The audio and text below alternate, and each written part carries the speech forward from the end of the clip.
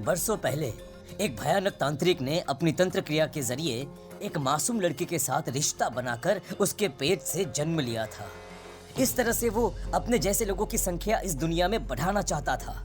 आपके कहने का मतलब है कि शालिनी के पेट से भी उस शैतान को जन्म लेना है, इसलिए उसने उसके साथ ये सब किया है। ठीक पहचाना तुमने। अब मैं तुम्हें एक ऐसा सिंदूर दूंगा जिसे तुम्हें ले जाकर उस लड़की के पेट पर लगाना होगा। क्या ऐसा करने से सब कुछ ठीक हो जाएगा? नहीं उर्मिला, ये सब इतना आसान नहीं। उस लड़की के पेट पर सिंदूर लगाने के बाद तुम्हें उसका पेट काटकर उस हैवान को बाहर निकालना होगा। रहस्यमयी गर्भ। 60 वर्ष की उर्मिला शहर के बाहरी हिस्से में अपने छोटे से घर में अकेली रहा करती थी। एक रात शहर में बहुत जोर का तूफान आया। जोर जोर से हवाएं और आंधी तूफान के साथ तेज बारिश होने लगी। उन आवाज़ों को सुनकर कोई भी घबरा जाता, लेकिन उर्मिला घर के सारे खिड़की दरवाजे बंद कर गहरी नींद में सो रही थी। रात के लगभग 12 बजे होंगे कि किसी ने उर्मिला के घर का दरवाज़ा खटखटाया। दरवाजे के खटखटाने की आवाज़ सुनकर उर्मिला की नींद खुलती है। आखिर इतनी रात को कौन आया होगा? उर्मिला जाकर दरवाज़ा खोलती है तो सामने लगभग 26 साल की बेहद सुंदर लड़की को खड़ा देख हैरान रह जाती है। कौन हो बेटा, और इतनी रात को इतने भयंकर तूफान में कहाँ भटक रही हो? चाची, आपने मुझे पहचाना नहीं? मैं आपकी दूर की रिश्तेदार शालिनी। अरे हाँ, बचपन में तुझे देखा था। इतनी जवान हो गई है, कैसे पहचान में आती? लेकिन तू यहाँ क्या कर रही है, और वो भी ऐसी अंधेरी तूफान भरी रात में? उर्मिला की बात सुनते ही शालिनी की आंखों से आंसू बहने लगे। वो फूट फूट कर रोने लगी। ये देखकर उर्मिला को कुछ समझ में नहीं आया और उसने शालिनी का हाथ पकड़कर घर के अंदर आने के लिए कहा। जैसे ही शालिनी घर के अंदर रोशनी में आई, उर्मिला की नज़र उसके पेट की तरफ गई, जिसे देखकर ये साफ पता चल रहा था कि वो प्रेग्नेंट है। अरे, तू तो पेट से है। ऐसी हालत में इतने भयंकर तूफान में आधी रात को बाहर भटक रही है। आखिर बात क्या है बेटा, मुझे सब कुछ साफ साफ बता। क्या बताऊँ चाची, ये सब जिसकी वजह से हुआ है उसके बारे में बताने में भी मुझे शर्म आती है। मैंने घर वालों की मर्जी के खिलाफ जाकर एक लड़के से शादी कर ली थी, पर वो शादी के 1 महीने बाद ही मुझे छोड़कर चला गया। छोड़कर चला गया का क्या मतलब? क्या उसके साथ कोई हादसा हो गया? नहीं, उसे कोई दूसरी लड़की पसंद आ गई और मेरी प्रेगनेंसी की खबर सुनते ही उसने मुझे बेसहारा छोड़ दिया। उसके बाद मैं अपने घर गई, लेकिन माँ पापा ने मुझे घर में कदम तक नहीं रखने दिया। तभी मुझे आपकी याद आई। कोई बात नहीं, कोई बात नहीं, तुमने यहाँ आकर अच्छा ही किया। एक काम करो, तुम आराम करो। वैसे भी ऐसी हालत में इतना घूमना फिरना और इस तरह आधी रात को बाहर भटकना ठीक नहीं होता। प्रेग्नेंट औरत को आधी रात को घर से बाहर नहीं निकलना चाहिए। बुरी आत्माएं उस पर अपना असर दिखा सकती है। और इतना कहकर उर्मिला ने शालिनी को एक दूसरे कमरे में जाकर आराम करने के लिए कहा, लेकिन जैसे ही शालिनी अपने कमरे में जाने लगी, अचानक से उर्मिला ने उसे रोक लिया। एक बात बताओ बेटा, तुम्हारा कौन सा महीना चल रहा है? पेट देखकर तो लगता है कि लगभग 6 महीने पूरे हो गए होंगे। उर्मिला की बात सुनकर शालिनी के होठों पर मुस्कुराहट आ गई। चाची जी, अभी सिर्फ 1 ही महीना हुआ है। शालिनी की बात सुन उर्मिला दंग रह गई। उसे समझ में नहीं आ रहा था कि प्रेगनेंसी के पहले ही महीने में शालिनी की हालत ऐसी क्यों थी। लेकिन फिर उसने बात को नज़रअंदाज कर शालिनी को आराम करने के लिए कहा और खुद भी कमरे में जाकर सो गई। अभी कुछ ही घंटे बीते थे कि अचानक से एक बच्चे के बड़े ही अजीबोगरीब बेढंगे तरीके से रोने की आवाज़ें उर्मिला के घर में गूंजने लगी। उन आवाज़ों को सुनकर उर्मिला की नींद फिर से खुलती है। ये अचानक बच्चे के रोने की आवाज़ कहाँ से आने लगी? उसने उठकर चारों तरफ देखा, पर वहाँ उसे कोई नजर नहीं आया। उर्मिला घबराते हुए शालिनी के कमरे में गई तो वहाँ उसे कमरे की दीवार पर एक बेहद खौफनाक साया नजर आया, जिसे देखकर उर्मिला बुरी तरह से घबरा गई। आखिर ये सब क्या हो रहा है? शालिनी, शालिनी उठो! उसने जोर जोर से आवाज़ देकर शालिनी को जगाने की कोशिश की, लेकिन ऐसा लग रहा था जैसे उसकी आवाज़ शालिनी तक पहुँच ही नहीं रही थी। कमरे की दीवार पर एक बहुत बड़ा और बेहद डरावने दिखने वाले इंसान का साया और एक बच्चे के अजीबोगरीब ढंग से रोने और चीखने की आवाज़ें अब उर्मिला को ज़्यादा डराने लगी थी। उर्मिला को शालिनी की चिंता सताने लगी और उसने पूरी ताकत के साथ चीख कर शालिनी को आवाज़ लगाई, शालिनी! तभी अचानक सब कुछ एकदम पहले जैसा हो जाता है और उर्मिला की आवाज़ सुनकर शालिनी की नींद खुलती है। क्या हुआ चाची, आप इतनी तेज क्यों चिल्ला रही हैं? आप ठीक तो है ना? अभी अभी मैंने तुम्हारे कमरे में कुछ अजीब सा देखा। तुम ठीक हो ना शालिनी? मुझे यहाँ एक बच्चे के रोने की आवाज़ें आ रही थी। लगता है आपको मेरी कुछ ज़्यादा ही चिंता हो गई है। आपने मेरी प्रेगनेंसी के बारे में कुछ ज़्यादा ही सोच लिया होगा। मैं एकदम ठीक हूँ, आप आराम से सो जाइए। इतना कहकर शालिनी ने उर्मिला को फिर से अपने कमरे में जाने के लिए कहा और खुद भी जाकर सो गई। पर अब उर्मिला की आंखों से नींद गायब हो चुकी थी। अगली सुबह जब शालिनी उठी तो वो सीधा उर्मिला के पास आई। गुड मॉर्निंग चाची। तभी अचानक उर्मिला की नज़र शालिनी के पेट पर पड़ती है, जिस पर नीले रंग से एक अजीब सी आकृति नजर आ रही थी। शालिनी, ये तुम्हारे पेट को क्या हुआ? मैंने इतनी औरतों को देखा है, ऐसा तो किसी के साथ नहीं होता। शालिनी ने जैसे ही अपने पेट की तरफ देखा तो उसे वहाँ कुछ भी नजर नहीं आया। चाची कुछ भी तो नहीं है, सब कुछ एकदम नॉर्मल है। आपको क्या अजीब लग रहा है? इससे पहले कि उर्मिला उसके सवाल का कोई जवाब देती, अचानक से शालिनी के पेट में जोर जोर से दर्द होने लगा। वो बुरी तरह दर्द से तड़पने लगी। चाची, चाची। ये सब देखकर उर्मिला बहुत घबरा गई। उसने धीरे धीरे शालिनी के पेट को सहलाना शुरू किया, लेकिन शालिनी का दर्द कम नहीं हुआ।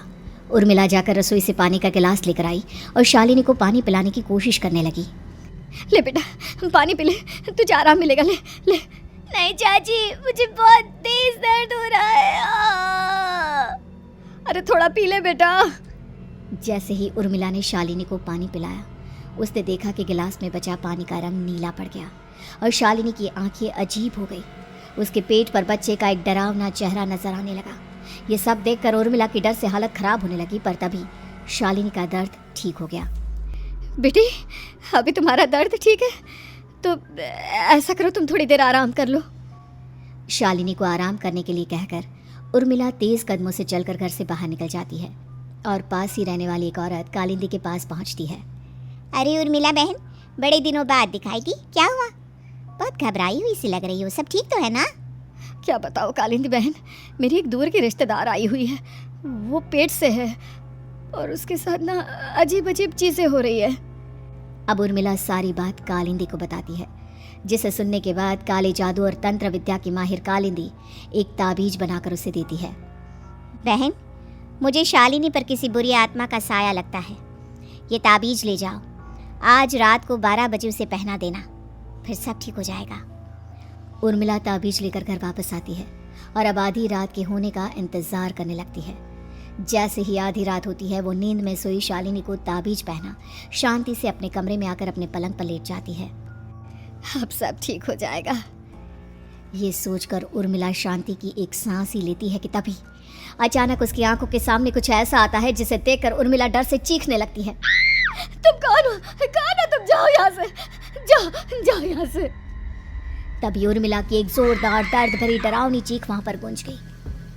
उर्मिला की आंखों के सामने एक बच्चा खड़ा हुआ था, जिसका पूरा शरीर किसी बूढ़े की तरह नजर आता था, लेकिन मुंह किसी नवजात बच्चे की तरह था। उसकी आंखें गुस्से से लाल थी और वो घूर घूर कर उर्मिला की तरफ देखा जा रहा था। कौन हो तुम? कौन हो? उर्मिला के चीखते ही वो बच्चा जोर जोर से रोने लगा। घबराकर उर्मिला ने अपने हाथों को अपने कानों पर रख लिया। उसकी समझ में नहीं आ रहा है कि आखिर ये सब उसके साथ क्या हो रहा है। कौन हो तुम? कौन हो? क्या चाहते हो मुझसे? जाओ जाओ यहाँ से, आखिर तुम हो कौन? तभी अचानक से उर्मिला के पूरे घर में लाल रंग की रोशनी फैल गई। वो बच्चा धीरे धीरे कदमों से चलता हुआ उर्मिला की तरफ बढ़ने लगा। किसी नवजात पैदा हुए बच्चे के जैसे उसके रोने की आवाज अब उर्मिला के कानों में गूंज रही थी। लेकिन कुछ ही सेकंड में वो चुप हो गया और उसने बेहद खतरनाक आवाज में उर्मिला के सवाल का जवाब दिया। मैं वो हूँ जो अब तक पैदा नहीं हुआ, लेकिन जब मैं पैदा हो जाऊंगा तो वो होगा जो अब तक कभी नहीं हुआ। ये क्या कहना चाहते हो तुम? ऐसा क्या हुआ जो अब तक नहीं हुआ? तबाही होगी, तबाही। सब कुछ खत्म हो जाएगा और ये जो लड़की मुझे जन्म देने वाली है, मैं उसका खून पी जाऊंगा, सारा खून। उस बच्चे की बात सुनते ही उर्मिला बुरी तरह घबरा गई। उसका एक बुजुर्ग आदमी जैसा शरीर, एक नवजात बच्चे जैसा चेहरा, ये दोनों ही बातें उर्मिला की समझ से बाहर थी। तभी वो बच्चा अचानक गायब हो गया। घर का माहौल फिर से पहले जैसा हो गया।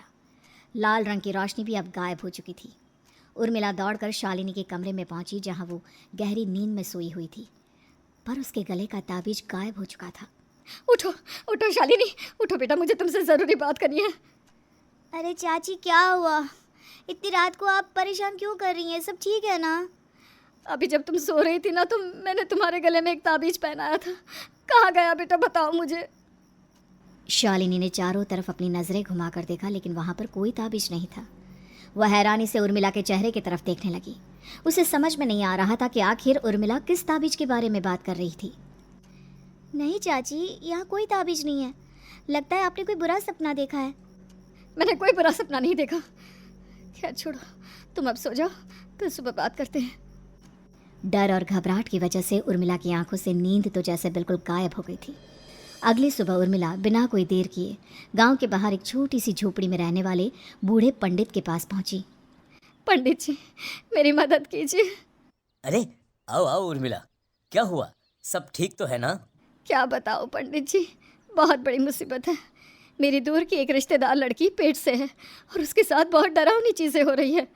कल रात को तो एक अजीब सा दिखने वाला बच्चा मेरी आंखों के सामने आकर खड़ा हो गया था। ये तुम क्या कह रही हो? मुझे साफ साफ बताओ कि आखिर तुमने क्या देखा? उर्मिला ने अपने साथ हुई बीती रात की पूरी घटना पंडित जी को बताई, जिसे सुन पंडित जी के माथे पर चिंता की लकीरें उभर आई।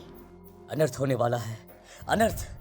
बरसों पहले भी उस हैवान ने एक लड़की के पेट से जन्म लिया था और उसके बाद उस शहर को पूरी तरह से तबाह कर दिया। कैसी विपदा पंडित जी, कैसे बात कर रहे हैं आप? बताइए मुझे, और इसका उपाय क्या है? इसका उपाय तो है, लेकिन बहुत कठिन है। हो सकता है कि उस उपाय को करने के दौरान तुम्हारी जान भी चली जाए। मुझे मेरी जान की कोई परवाह नहीं, पर आप जिस तबाही के बारे में बात कर रहे हैं, बस वो नहीं होनी चाहिए। लाखों लोगों की जान बचाने के लिए मैं कुछ भी करूंगी। तो ठीक है, मेरी बात ध्यान से सुनो। बरसों पहले एक भयानक तांत्रिक ने अपनी तंत्र क्रिया के जरिए एक मासूम लड़की के साथ रिश्ता बनाकर उसके पेट से जन्म लिया था।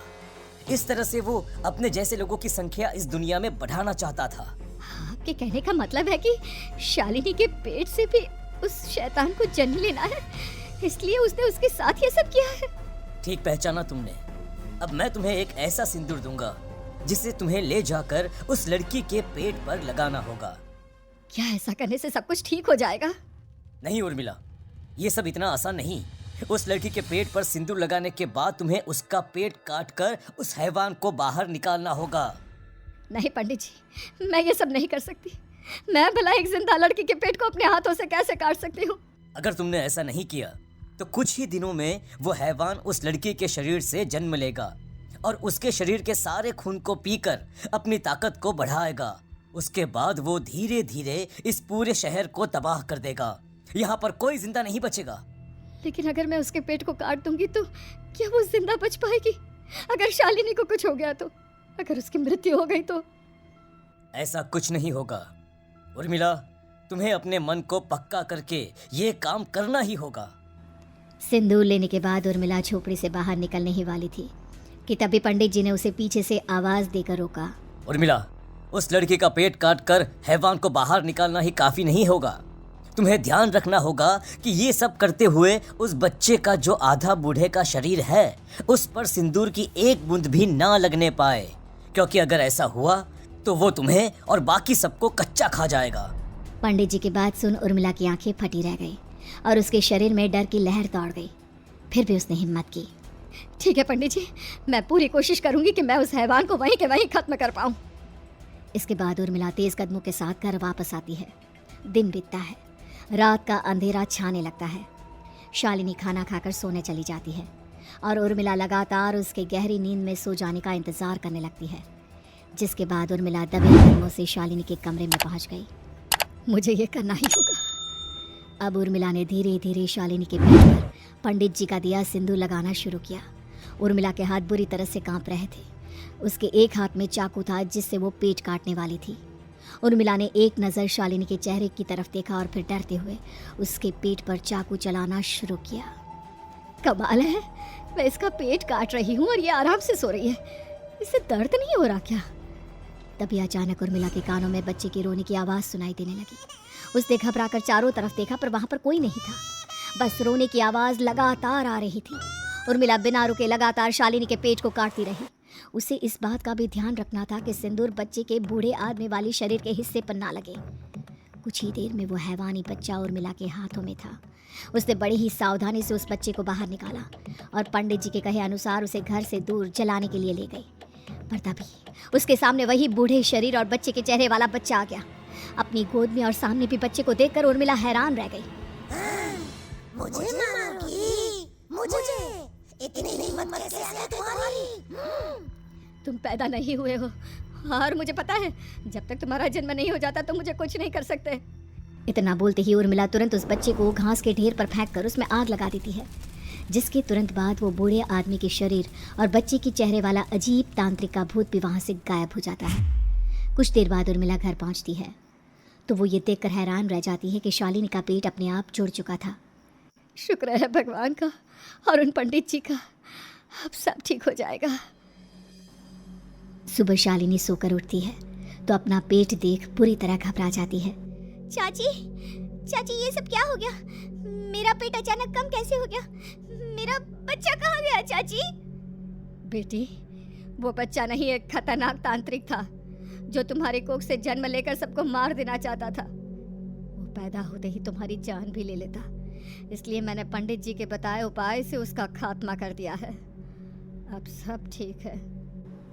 शालिनी को उर्मिला की बात समझ में नहीं आती, जिसके बाद शालिनी को पूरी बात उर्मिला आराम से समझाती है।